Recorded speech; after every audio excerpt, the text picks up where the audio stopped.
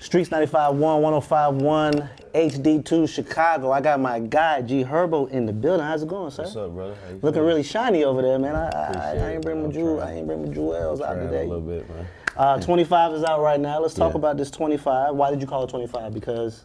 Because, I just made 25 back in October, but really to, dig deeper. A lot of my brothers didn't live to see 25. 25 is like a significant age where, a lot of people just don't live to see in Chicago, and you know what I'm saying, to even, get more meaningful, I feel like I just matured and turned into a different person when I turned 25. Like, some switch just went off in my brain where I started to think and behave differently. Maybe it was because I appreciated life and being able to actually see 25 years old and, reach a lot of the, a lot of my goals and just reach a lot of heights of success at such a young age, you know what I'm saying? And I just wanted my music to kind of reflect all of that, so it's really me being 25 and everything I lost along the way, still being, grateful for everything I have, but it's still like bittersweet at the same time. Yeah, it's definitely an honor to have you here and talk to you, man, because I've been following you for a very long time. Definitely keep up what's going on in Chicago, and there's a lot going on in Chicago. I'm going to talk about that in a second. But we played that record. My favorite record off the album is Top, 21 Savage. You played that today on the radio. What is your favorite song on the album? My favorite is probably... Or give me your top three. My top three, Cold World. Yep. Cold World, probably Whole Hearts. I like that's my vibe. And I like No Jail Time, if I had to pick between three. Now, those are great answers. Now, there's a lot going on in Chicago. What would G Herbo now at 25 say to G Herbo 7 years ago? 7 years ago? If you could tell yourself 7 years ago something, what would you tell me? 18-year-old self, I would say, man. Because you was outside. For sure, definitely. I would say, I would probably tell myself, man, stay focused. I answered this question before and I said I would tell myself, stay focused, on the main goal, and that's to accomplish this, and stay confident.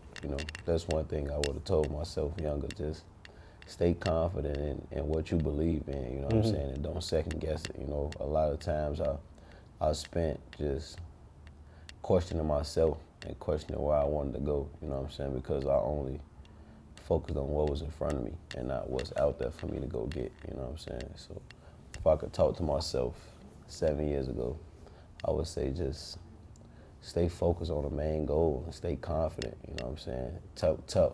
Talking to my younger self right now from this perspective, saying that would mean a lot, Just stay focused, because I wasn't focused back then, I wasn't confident in where I was going. What do you think maybe stirred your focus? Was it the streets, man. The streets? Yeah, just being in the streets. Do you feel like it was something that was already presented to you? Do you feel like you fell into it?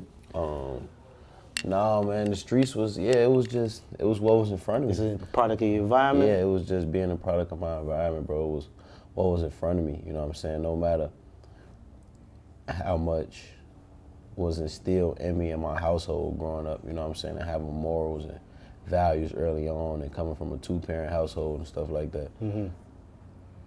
When I left out the house, all I was up against were the obstacles thrown at me, and what was in front of me. So no matter what you learn at home, the objective is to get home, Okay. So when I was coming up, all that mattered was what was in front of me. I had to become a product of my environment. It's like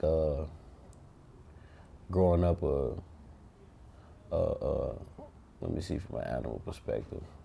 Growing up, even if you grew up a sheep, but you leave out, you in the lion's den every day, you're going to either get eaten or you're going to have to figure out how to maneuver with lions. Keep it right there, because the last album was PTSD. Yeah.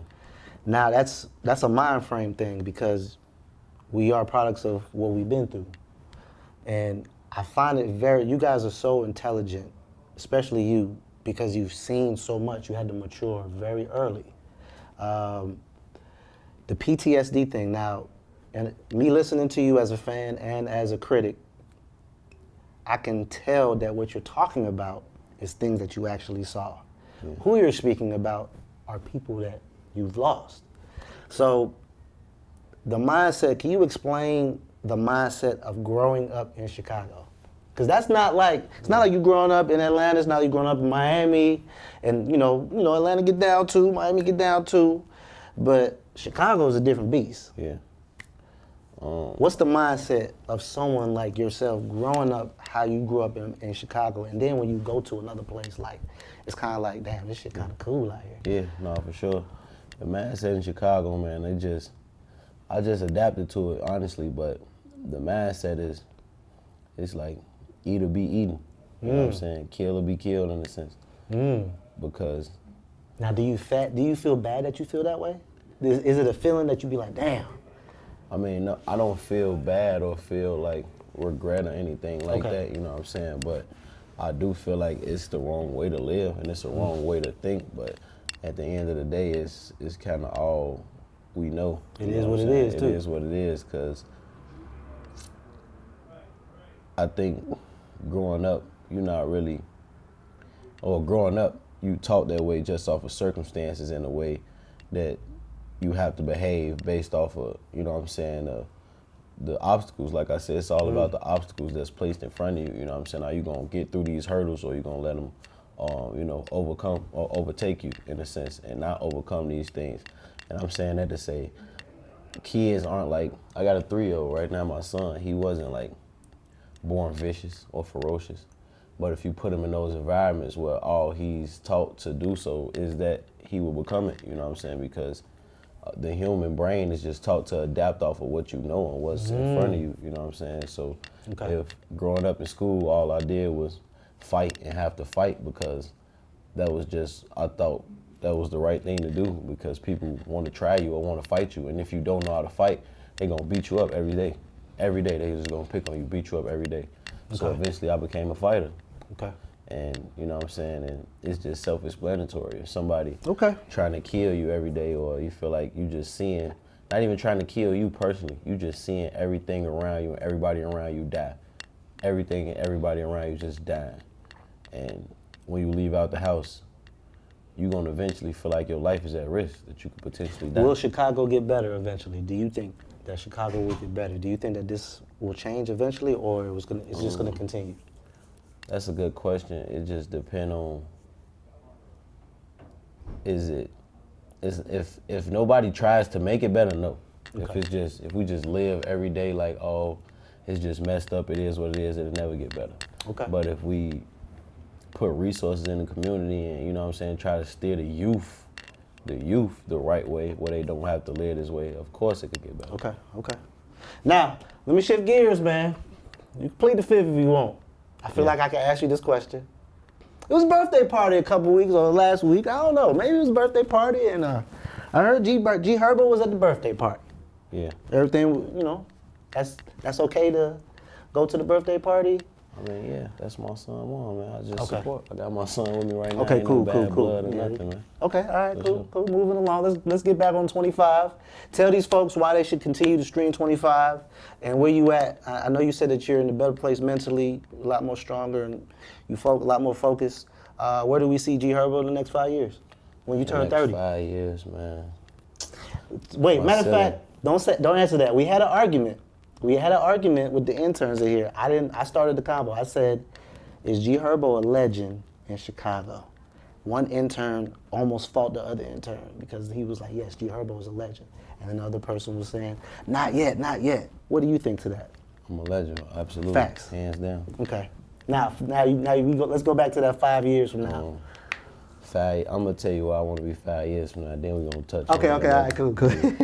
But 5 years from now, man, I want to see myself one of the moguls for bringing, you know what I'm saying, young talent and business to Chicago. One of the first to bring independent labels and entrepreneurship in Chicago to a place where, you know, it's tangible. You can see it, you know what I'm saying? You can feel it, you can learn from it. I like hearing that. I like that. And also still being, you know, a top tier artist at the same that. time, you know what I'm saying? And that's where I'm planning to be in the next 5 years. And then we're gonna go back to the legend. Let's go, come on. I'm a legend in Chicago just for the simple fact that I started rap when I was 16 years old. I came out in an era where all it was negativity, negative, killing. And I took that and I made something beautiful out of it. I changed my life, I changed my family's life, I changed my neighborhood, you know what I'm saying? I changed the perspective of how young people think in Chicago. And what part of Chicago are you from? I'm from the east side of Chicago, East side of 79th Chicago. Street.